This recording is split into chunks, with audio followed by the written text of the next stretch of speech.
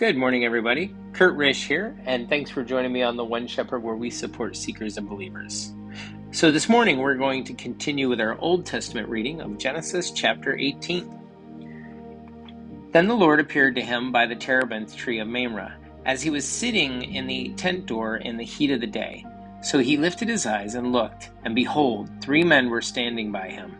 And when he saw them, he ran from the tent door to meet them, and bowed himself to the ground and said, My Lord, if I have now found favor in your sight, do not pass on by your servant.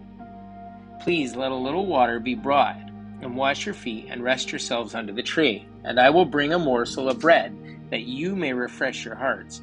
After that you may pass by, inasmuch as you have come to your servant. They said, Do as you have said. So Abraham hurried into the tent to Sarah, and said, Quickly, make ready 3 measures of fine meal, knead it, and make cakes. And Abraham ran to the herd, took a tender and good calf, gave it to a young man, and he hastened to prepare it. So he took butter and milk and the calf which he had prepared, and set it before them. And he stood by them under the tree as they ate. Then they said to him, Where is Sarah your wife? So he said, Here in the tent. And he said, I will certainly return to you according to the time of life. And behold, Sarah your wife shall soon have a son. Sarah was listening in the tent door, which was behind him. Now Abraham and Sarah were old, well advanced in age, and Sarah had passed the age of childbearing. Therefore Sarah laughed within herself, saying, After I have grown old, shall I have pleasure, my Lord being old also? And the Lord said to Abraham, Why did Sarah laugh, saying, Shall I surely bear a child, since I am old? Is anything too hard for the Lord? At the appointed time I will return to you, according to the time of life, and Sarah shall have a son. But Sarah denied it, saying, I did not laugh, for she was afraid. And he said, No, but you did laugh.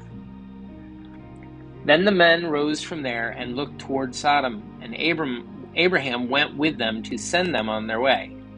And the Lord said, Shall I hide from Abraham what I am doing? Since Abraham shall surely become a great and mighty nation, and all the nations of the earth shall be blessed in him. For I have known him, in order that he may command his children and his household after him, that they keep the way of the Lord, to do righteousness and justice, that the Lord may bring to Abraham what he has spoken to him. And the Lord said, Because the outcry against Sodom and Gomorrah is great, and because their sin is very grave, I will go down now and see whether they have done altogether according to the outcry against it that has come to me, and if not, I will know. Then the men turned away from there and went toward Sodom, but Abraham still stood before the Lord. And Abraham came near and said, Would you also destroy the righteous with the wicked? Suppose there were 50 righteous within the city. Would you also destroy the place and not spare it for the 50 righteous that were in it? Far be it from you to do such a thing as this, to slay the righteous with the wicked, so that the righteous should be as the wicked. Far be it from you.